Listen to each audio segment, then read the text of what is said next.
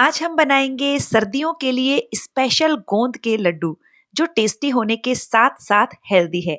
हम सबको पता है कि सर्दियों में गोंद के लड्डू खाना कितना फायदेमंद होता है। एकदम आसान रेसिपी है, कोई भी इसे पहली बार में एकदम परफेक्ट बना सकता है। नमस्ते दोस्तों, स्वागत है आपका श्याम रसोई में। तो चलिए शुरू करते हैं बनाना। सबसे पहले मैंने यहाँ पर एक बड़ी सी आयरन की कढ़ाई ली है। तो ये आयरन की कढ़ाई है। मुझे काफ़ी कमेंट आते हैं कि आपने एल्यूमीनियम कढ़ाई का इस्तेमाल किया है, लेकिन ये आयरन की है। आयरन की कढ़ाई को आप इस्तेमाल होने के बाद अच्छे से धोकर यदि इस पे घी या तेल लगाकर रख दो तो इसमें जंग नहीं लगती है। लड्डू बनाने के लिए मैंने यहाँ पर 1 कप घर का बना हुआ शुद्ध देसी घी लिया है। बाजार का भी ले सकते हो, लेकिन घर के घी की बात ही अलग होती है। अभी मैंने 1 कप घी लिया है। मैं आपको लास्ट में बता दूंगी कि टोटल कितने घी का इस्तेमाल हुआ है। मैंने 2 चम्मच घी कढ़ाई में डाल दिया है। सबसे पहले मैंने यहाँ लिया है आधा कप बादाम। ग्राम में ये 75 ग्राम है। बादाम को हम मीडियम लो फ्लेम पर 2 मिनट के लिए फ्राई करेंगे। 2 मिनट हो जाने के बाद हम इसमें आधा कप यानी कि 75 ग्राम काजू डालेंगे और काजू भी बादाम के साथ हम फ्राई कर लेंगे क्रिस्पी होने तक। इससे लड्डुओं में टेस्ट भी अच्छा आता है ड्राई फ्रूट्स का, और साथ साथ लड्डू काफी दिनों तक चलते हैं। तो ये देखिए ड्राई फ्रूट्स हमारे फ्राई हो गए हैं। इन्हें हम एक अलग प्लेट में निकाल लेंगे। अब हम बचे हुए घी में किशमिश फ्राई करेंगे। मैंने 2 बड़ा चम्मच यानी कि 20 ग्राम किशमिश ली है। किशमिश तुरंत ही फूल जाती है, इसे हम बाहर निकाल लेंगे। किशमिश भी फ्राई हो गई है। अब हम इसमें और घी डालेंगे। अब हम गोंद फ्राई करेंगे। हमने यहाँ पर आधा कप यानी कि 100 ग्राम गोंद लिया है। मैंने यहाँ पर बारीक वाले गोंद का इस्तेमाल किया है। बिल्कुल लो फ्लेम पर हम गोंद को फ्राई करेंगे, जिससे ये अच्छे से फूलेगा। थोड़ा थोड़ा करके गोंद डालेंगे और इसे फुलाएंगे। ये देखिए एक साथ बिल्कुल भी मत डालिएगा। तो इस तरह से हम सारा गोंद फ्राई करके तैयार कर लेंगे। गोंद हमारी हड्डियों के लिए काफी फायदेमंद होता है, तो आपको सर्दियों में गोंद जरूर खाना चाहिए। हमने सारे गोंद को फ्राई करके तैयार कर लिया है। ये बारीक वाला गोंद है, देखिए कितने बढ़िया से फ्राई हुआ है। तो मैं इसे हल्का सा क्रश कर लेती हूँ, एकदम इसका पाउडर नहीं बना रही हूँ। तो ये देखिए मैंने गोंद को हल्का हल्का क्रश कर लिया है। और अब हमने लिया है 1 कप सूखा नारियल। मैंने खोपरा को कद्दूकस करके लिया है। तो आप जो बाजार में डेसिकेटेड कोकोनट आता है, उसका तेल निकाला हुआ आता है, वो इस्तेमाल मत कीजिएगा। आप सूखा नारियल इस्तेमाल कीजिएगा, वो ज़्यादा हेल्दी होता है और उससे लड्डू ज़्यादा टेस्टी बनते हैं। तो सूखे नारियल को धीमी आंच पर बस 1 मिनट के लिए भूनेंगे। और इसी वक्त मैं इसमें डाल रही हूँ 2 चम्मच मगज के बीज और साथ ही 2 चम्मच खसखस। मैं इन तीनों को एक साथ ही भून रही हूँ, क्योंकि इन्हें भूनने में टाइम नहीं लगता है, बस 1 से 2 मिनट लगेगा। आप चाहें तो इन्हें अलग अलग भी भून सकती हो, और आप चाहें तो मगज के बीज या खसखस ना डालना चाहें तो स्किप कर सकते हो। सारी चीजें अच्छे से भून गई हैं, तो अब हम इन्हें बाहर निकाल लेते हैं। मगज के बीज में से चटकने की आवाज आने लगती है। तो ये देखिए ये सारे काम तो फटाफट से हो गए हैं। अब हम इसमें सारी चीजें मिक्स कर लेते हैं। किशमिश भी डाल देते हैं। साथ ही हमने जो काजू और बादाम फ्राई करके रखे थे, वो पूरी तरह से ठंडे हो चुके हैं। तो इन्हें हम मिक्सर में चलाकर दरदरा सा कर लेंगे। तो ये भी हम इसमें डाल देते हैं। बादाम या काजू के ज्यादा बड़े टुकड़े रह गए हों तो आप इन्हें चाकू से इस तरह से छोटे छोटे टुकड़ों में काट लीजिए। और अब सारी चीजों को अच्छे से मिक्स कर लीजिए। अब आती है मेन प्रोसेसिंग, आटा सेकना। इसी में ही टाइम लगेगा, बाकी तो इन लड्डुओं में बहुत ज़्यादा टाइम नहीं लगता है। आटा सेकने के लिए कढ़ाई में हम डाल देंगे घी, और सबसे पहले हम इसमें 2 चम्मच बेसन को सेकेंगे। बेसन से लड्डुओं में बहुत ही बढ़िया टेस्ट आता है।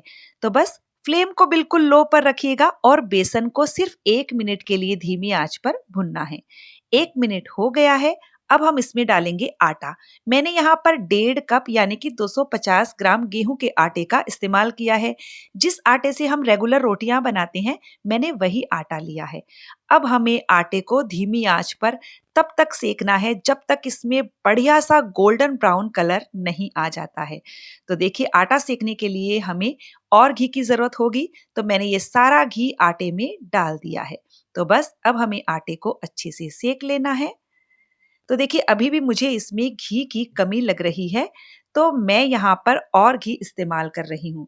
पहले मैंने 1 कप घी लिया था, अब मैंने 1/4 कप यानी कि 50 ग्राम घी और ले लिया है। तो थोड़ा-थोड़ा करके घी डालेंगे और आटे को अच्छा-सा गोल्डन ब्राउन होने तक सेक लेंगे। आटा सेकने के लिए इतना घी मत डालिएगा कि ये लिक्विडी हो जाए। और ये देखिए लगभग 25 से 30 मिनट हो गए हैं। आटे का बहुत ही बढ़िया सा कलर आ रहा है। मेरे पूरे घर में बहुत ही अच्छी खुशबू आ रही है और आप देख सकते हैं कि आटा बिल्कुल भी लिक्विडी नहीं हुआ है। जब आटा अच्छे से सिक जाएगा तब हम इसे बाकी की सारी चीज़ों के साथ डाल देंगे और इसे बढ़िया से मिक्स कर देंगे। ये लीजिए सारी चीज़ें मिक्स हो गई हैं। अब बारी आती है लास्ट गुड़ को मेल्ट करना। तो मैं यहाँ पर बचा हुआ सारा घी डाल रही हूँ। तो इन लड्डुओं को बनाने के लिए मैंने टोटली 250 ग्राम घी का इस्तेमाल कर लिया है, यानी कि 1 कप प्लस 1/4 कप। अब मैंने यहाँ पर 350 ग्राम गुड़ लिया है। गुड़ को एकदम छोटे-छोटे टुकड़ों में काटिएगा ताकि ये फटाफट से मेल्ट हो जाए और इसको मेल्ट करने के लिए हमें पानी डालने की ज़रूरत ना पड़े। आपको गुड़ को मेल्ट एकदम धीमी आँच पर करना है। ध्यान रखिएगा गुड़ को सिर्फ मेल्ट करना है, कोई चाशनी नहीं बनानी है। ये देखिए गुड़ धीरे-धीरे मेल्ट होना शुरू हो गया है और अब गुड़ पूरी तरह से मेल्ट हो गया है। तुरंत गैस की फ्लेम को बंद कर दीजिए। अब हम इसमें फ्लेवर के लिए डालेंगे 1 छोटा चम्मच सौंठ का पाउडर और 1 छोटा चम्मच इलायची पाउडर। सौंठ का पाउडर बहुत ही हेल्दी होता है सर्दियों में। इन दोनों पाउडर को अच्छे से मिक्स कर देंगे और अब हम इसमें जो मिक्सचर हमने बना कर रखा था वो सारा डाल देंगे। फ्रेंड्स ध्यान दीजिएगा कि ये कढ़ाई गैस पर ज़रूर है लेकिन फ्लेम ऑन नहीं है। हमने गुड़ को मेल्ट होते ही फ्लेम को बंद कर दिया था। तो अब हम इस मिक्सचर को एकदम बढ़िया से मिक्स कर लेते हैं। तो फ्रेंड्स जितना घी हमने डाला है हो सकता है 2-3 चम्मच आपको कम भी लगे। लेकिन अगर आप इतना घी डालेंगे तो आपके लड्डू बिल्कुल भी कड़क नहीं बनेंगे, बहुत टेस्टी बनेंगे, बहुत ही हेल्दी बनेंगे। और हमने जो 350 ग्राम गुड़ डाला है, आप उससे कम मत डालिएगा वरना आपको लड्डू फीके लगेंगे। चाहे तो आप 400 ग्राम तक भी गुड़ डाल सकते हो। तो देखिए जब सारी चीज़ें अच्छे से मिक्स हो गई हैं, तब हम इसके लड्डू बना लेंगे। अभी भी ये हल्का गरम है, लेकिन हम इसे आराम से छू पा रहे हैं। तो बस जितनी साइज़ के आपको लड्डू चाहिए, आप उस हिसाब से बना लीजिए। जितनी साइज़ के बेसन के लड्डू आते हैं ना, उससे थोड़ा बड़ा साइज़ मैं ले रही हूँ। तो इस तरह से हम सारे लड्डू बना करके तैयार कर लेंगे। आप इन लड्डुओं को महीने भर से भी ज़्यादा स्टोर कर सकते हो। तो ये हमारे लड्डू बनकर तैयार हो चुके हैं। लगभग 20-21 लड्डू बनकर तैयार हुए हैं। बहुत ही सॉफ्ट लड्डू बने हैं, बहुत ही ज़्यादा टेस्टी। सेम तरीके से बनाकर देखिएगा, आपके घर में और आपको सबको बहुत पसंद आएँगे। तो फ्रेंड्स रेसिपी कैसी लगी कमेंट करके ज़रूर बताइएगा। अच्छी लगे तो वीडियो को लाइक शेयर कीजिएगा। चैनल को सब्सक्राइब करने के साथ बेल आइकन प्रेस कर दीजिएगा ताकि हमारे आने वाले वीडियो का नोटिफिकेशन आपको मिल सके।